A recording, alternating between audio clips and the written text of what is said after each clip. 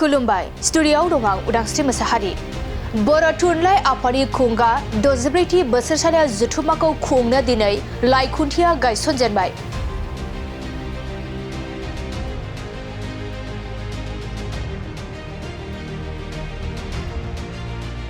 अदालगुरि जिल्लानि सिङाव थानाय डिमाकुसि दैमु नोगोराव सानब्रैनि हाबाफारि लानानै मिरु बर' थुनलाइ आफादनि खुंगा 64थि बोसोरसालिया जथुम्माखौ खुंफुंनो थाखाय आखायाव लादों।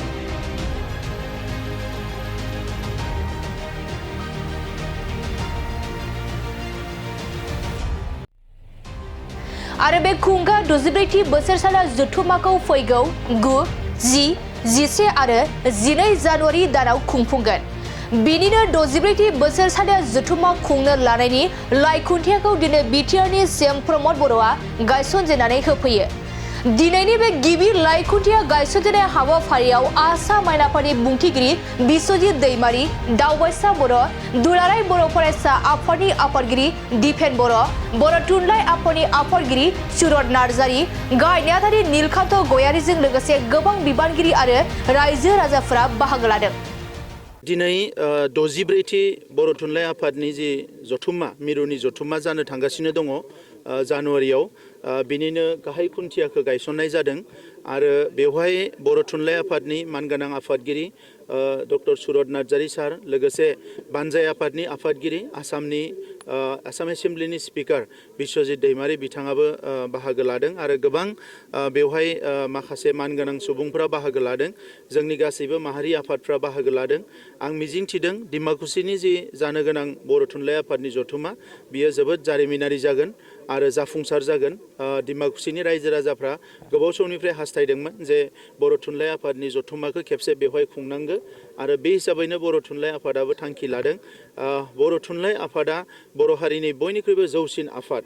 बे बर' थुनलाइ आफादानो दिनैसिम जोंनि राव थुनलाइखौ जौगाहोनायजों लोगोसे जोंनि हारिनि गासैबो बिथिंखौ नांगौ समाव बिबान लानानै दैदेनबोदों। दा नंखायनो थांनाय गोलाव समाव बर' थुनलाइ आफादनि नाजानायजों बर' राव थुनलाइया जोबोद जौगाबाय। बियो मुलुगनां थाखोआव फैनो हाबाय, रिसार्च जाबाय, 8 सिड्युलाव थिसनजाबाय।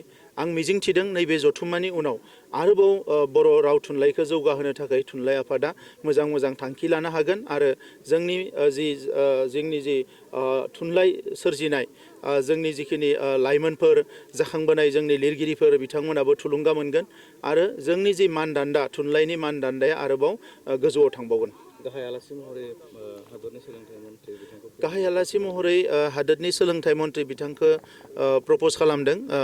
गाबोन जोंनि बानजाय आफादनि आफादगिरि आरो स्पिकार बिथांखौ लोगो हमहैगोन।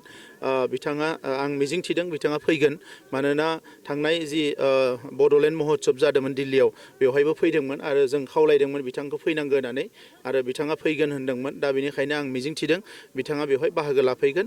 बिथांनि अनगायैबो बर' थुनलाइ आफादनि दालायफ्रा बांलादेश, नेपाल, वेस्ट बेंगल गोबां जायगाफ्राव दङ बिथांमोनाबो बाहागो लाफैगोन आरो गुबुन गुबुन रोखोमनि स्कलार्सफोरखौबो बेवहाय लिंनाय जादों।